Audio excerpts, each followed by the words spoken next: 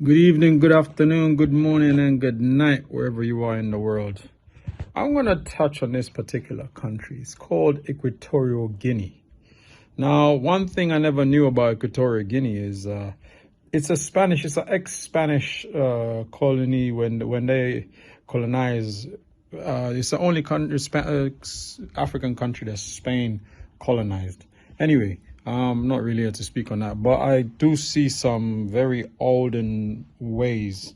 The way they do certain things looks very, very old, but it's a country that doesn't really come on the light of anything, despite the fact they have oil and they're very rich of a country. They are very rich of oil as a country. However, that money really remains in a few pockets, and that's a few political pockets, I would say. And those people have been in there for years. However, a gentleman called Baldassar Ngonga. Baldassar, I wouldn't get the right name, but his name is Ngonga. His other name is Ngonga. But this brother, he was being arrested. He was under investigation actually and arrested for fraud because we're saying that he was busy committing mischief with the financials of the government.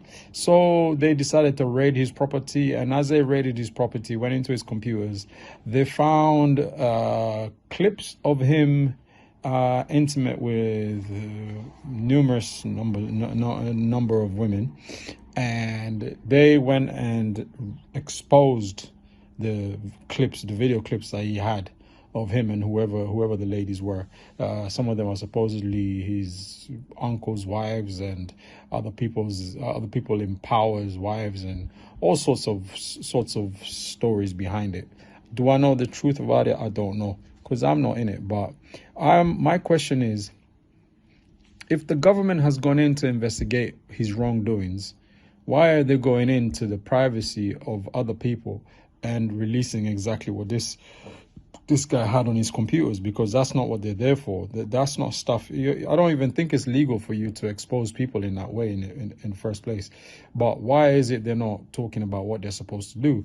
And also another thing is, I was looking at how they were putting the cuffs on him, because I'm used to seeing somebody committing a crime, when they get arrested, the cuffs go on their hands, or if it's gonna go on their feet, it's always linked up to a chain where the hand is, the chain is by the side of the hip, and the other side is just restricting their movement for them to cause any harm towards you.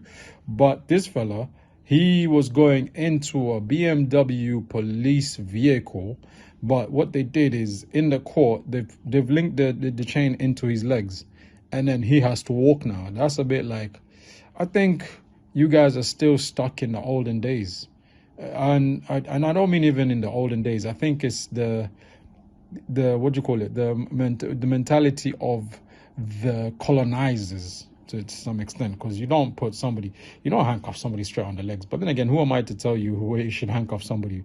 At the end of the day, he's being investigated for one thing, but I think whoever exposed the other clips of this gentleman needs to be prosecuted, really and truly. They need to be held accountable for it, because whether the, you know what I mean, because you don't expose people to that level. Now these are people who will never know where they are in the world, but somebody will recognize them for a whole different reason. But you know what? This life tends to be like that. For some reason, people always tend to recognize the bad rather than the good that we do. So it becomes a laughable moment and a laughable situation for people to plug into it and say, ha ha, we saw what this guy did. However, he for sure has brought the country up a little bit, and they got beautiful beaches as well. So if you want to book a holiday, Equatorial Guinea now is on the map. A lot of people are looking like, oh, there's a place that speaks Spanish in Africa.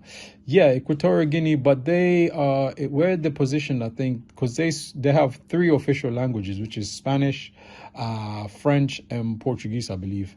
And the reason is being where they're located. I think that's what it is. But irrespective of it all, Europe has really invaded Africa in a very different direction. And when I say Europe, it's a few countries that have done it. But let's see how it goes, man. Mr. Ngonga, Balatasa, I think his name is, or Kalatasa. I don't know how to pronounce it, but good luck to him and the cases that he has to deal with, because now they're going to try and charge. I think they're also trying to charge him for the clips that they found on his computer. But who leaked the clips from his computer needs to be prosecuted, period. Anyway, people, share your thoughts if you can, if you want to. Peace out. Take care of yourselves.